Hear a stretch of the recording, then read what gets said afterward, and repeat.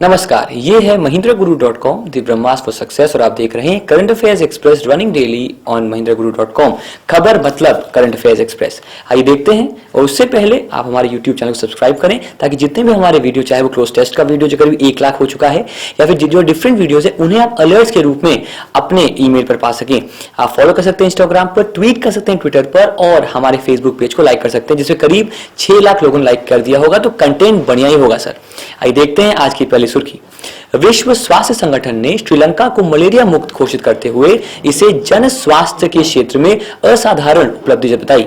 विश्व स्वास्थ्य संगठन ने इस उष्ण कटिबंधीय द्वीपीय देश को मलेरिया उन्मूलन का प्रमाण पत्र दिया। अगर बात करें तो साउथ ईस्ट एशियन रीजन, जो कि WHO द्वारा चिन्हित है, उस रीजन में मालदीव्स के बाद श्रीलंका दूसरा देश है। आइए बढ़ते हैं आगे। दुनिया के सबसे उम्रदराज क्रिकेटर दक्षिण अफ्रीका के लिंडसे टकेट का निधन हो गया। वह 97 वर्ष के थे।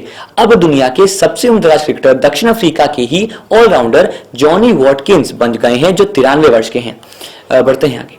राजस्थान के शिक्षा विभाग ने राज्य में डिजिटल शिक्षा को प्रोत्साहित करने के लिए अमेरिका की तकनीकी कंपनी सिस्को के साथ एक समझौता किया है। इसके लिए कंपनी वर्चुअल डिजिटल कक्षाओं का प्रयोग करेगी, तो हो सकता है डिजिटल इंडिया मिशन के अंतर्गत इसे लाया जा रहा हो।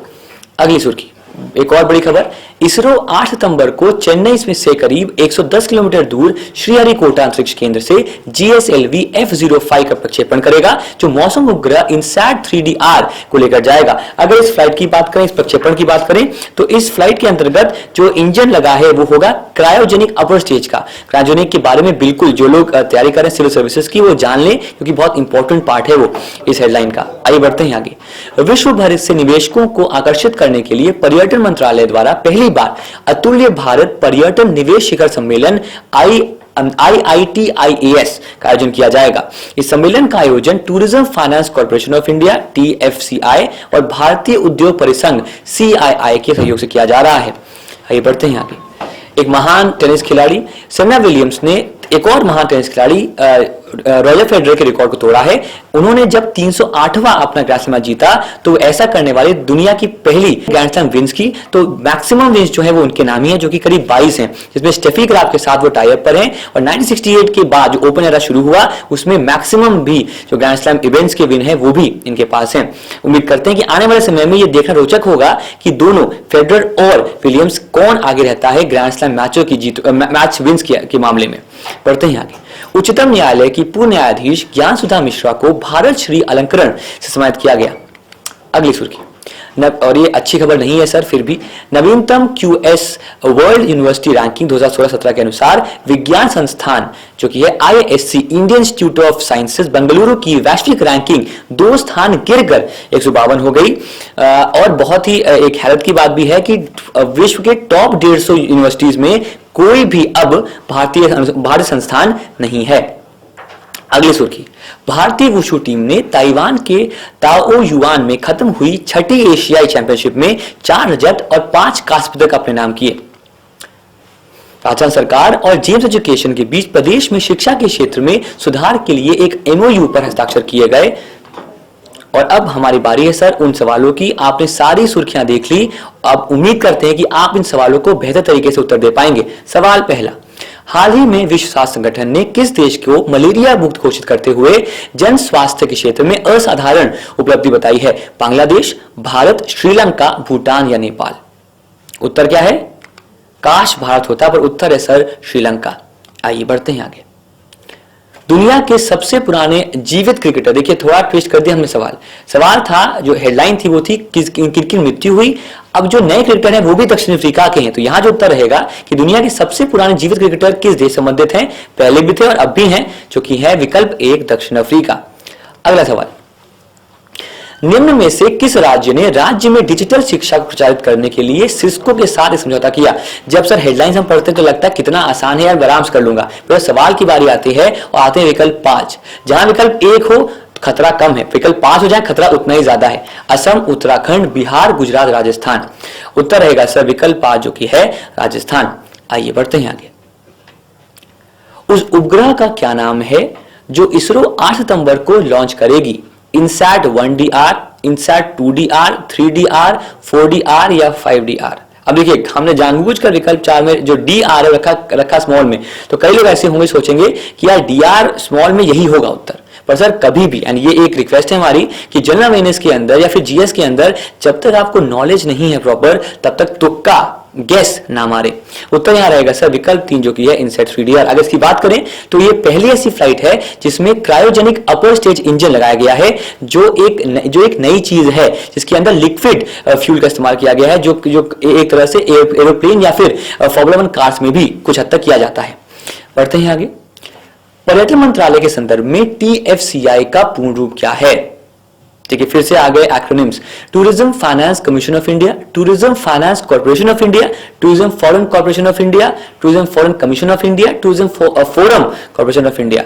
जब पढ़ने में ही हम फंबल कर रहे हैं तो आप उत्तर कैसे देंगे? पर बिल्कुल जब भी सवाल आए जहां पूर्ण रूप की बात की जाए, एक्रोनिम्स की बात की जाए, तो एग्जैक्ट आंसर जानना बहुत जरूरी है। उत्तर है सर विकल्प 2 जो कि है tourism finance corporation of India.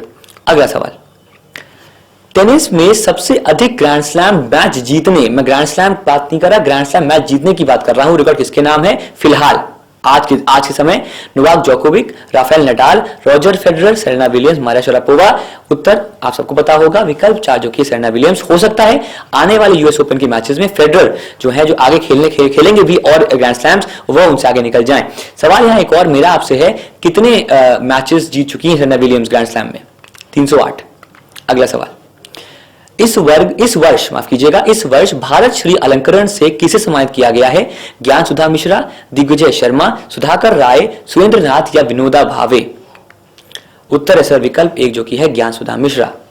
अगला सवाल, नवीनतम QS वर्ल्ड यूनिवर्सिटी रैंकिंग्स 2016-17 के अनुसार institute of science IISc Bangalore की वैश्विक रैंकिंग क्या है? सवाल इस साल का है, पिछले साल का नहीं। रैंकिंग में 2 अंक का अंतर आया है सर, 151, 52, 53, 54 या 55। तो फिर से वही बात, एग्जैक्टनेस। उत्तर है सर यहाँ पर विकल्प 2 जो कि 152।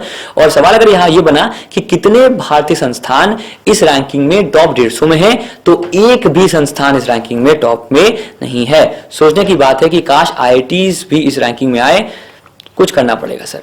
अगला सवाल, 6वें एशियाई चैंपियनशिप में भारतीय वुशु टीम द्वारा कितने पदक जीते गए? 5, 7, 9, 11 या 13। उत्तर है सर विकल्प 3 जो कि है 9। अगला सवाल, किस राज्य सरकार ने राज्य में शिक्षा के सुधार के लिए जेम्स शिक्षा के साथ, सवाल आसान सा है सर, ये अभी हेडलाइन पढ़ा भी आपने, विकल्प है 5। तो हम कोशिश कर रहे हैं कि वह सवाल जो एग्जाम में आ सकते हैं उन पे आपको और डिस्कस करें। ये सवाल बहुत ही स्ट्रेट फॉरवर्ड आएंगे अगर ऐसे सवाल आए तो।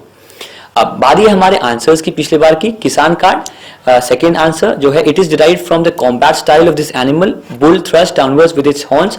Answer 3, risk tolerance of chicken investor in investment term is very high. और answer 4 all are true, and answer 5 था मैकी स्टीव वाटर।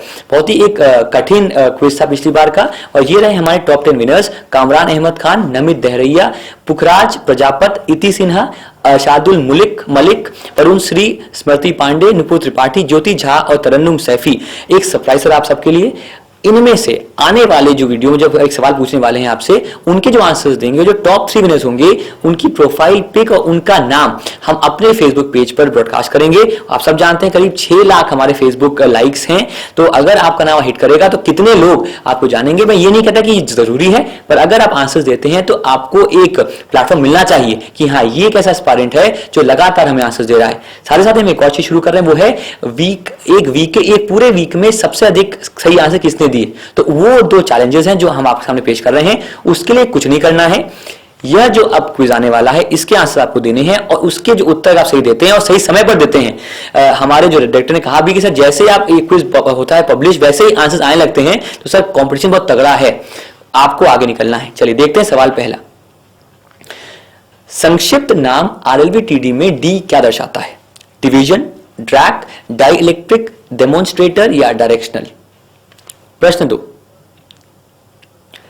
अहमदाबाद किस नदी किनारे स्थित है? यमुना, गंगा, साबरमती, सरयू या गोमती। प्रश्न 3,